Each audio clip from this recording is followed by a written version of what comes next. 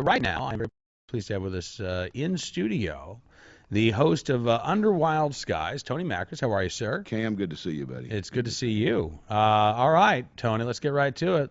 A lot of folks are saying this is I'm looking here at an LA Times story about a controversial episode of Under Wild Skies featuring you, right? So let's talk about this. You were in Botswana, right? I was in Botswana. This was last year. I just got back from Botswana in Tanzania last year, and I had, I think, 3 elephant on license, and this was one of the elephant I shot.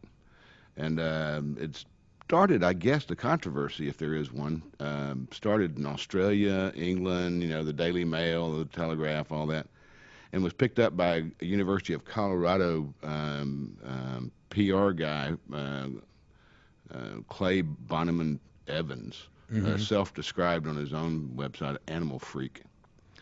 And I was shocked. I mean, I know that there's a lunatic fringe out there, and we've dealt before with the animal rights fringe, and they're not about puppies and kitties, and I mean they're about stopping medical research. They're about ending all hunting.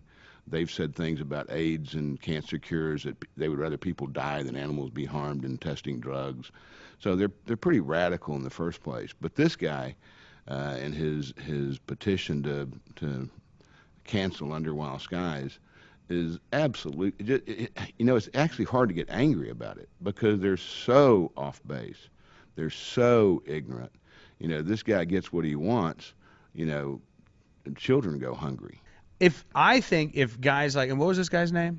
Clay Bonneman Evans. All right, I think if Clay Bonneman Evans and other animal rights activists, I won't say anti-hunters, but animal rights activists, were to stop and think about this, they would actually realize that hunters and conservationists and animal lovers are on the same team. We're actually all on the same side.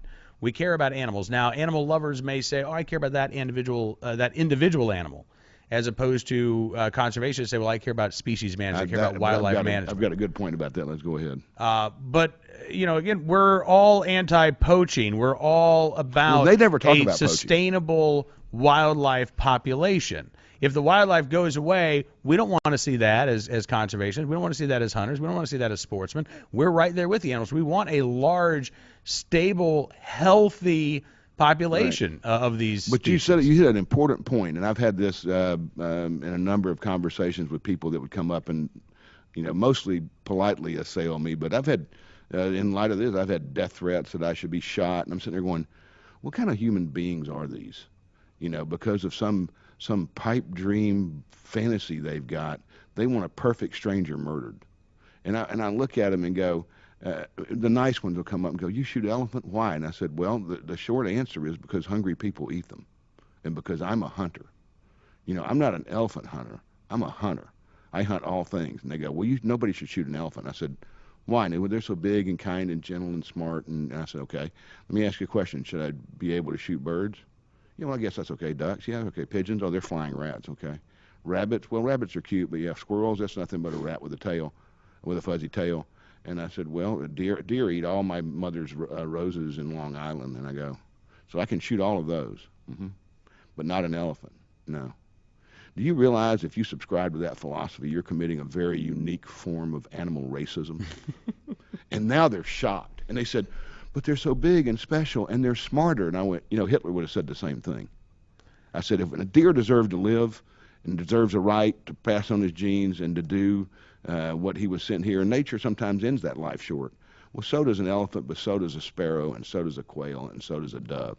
So if anything can be killed, if you're not a vegan, if meat's never touched your lips, well, then criticize me and say I shouldn't shoot an elephant.